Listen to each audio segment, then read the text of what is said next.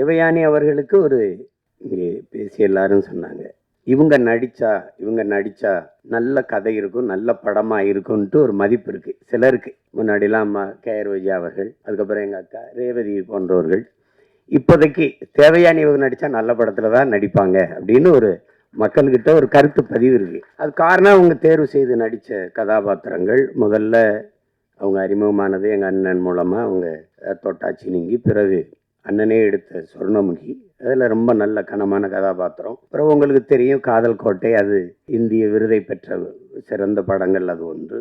அதுக்கப்புறம் சூரிய வம்சம். அவங்களுக்கு சொல்லிக்கொள்ளுற மாதிரி ஒரு ஒவ்வொரு காலகட்டத்திலையும் ஒரு படம் பதிவாயிருக்குது. அவங்க எந்த காலத்திலையும் தன்னுடைய பெயரை கெடுத்துக்கல. ஏதோ காசுக்காக ஏதோ வந்த கதையெல்லாம் ஒத்துக்கிட்டு நடித்தோம் அப்படின்னு இல்லாமல், அந்த நற்பெயர் தான் அவங்கள 30 வருஷம் கழித்து மறுபடியும் ஒரு கதாநாயகியாக நடிக்கிற அளவுக்கு உயர்த்தி இருக்குன்னா அது காரணம் அதுதான்.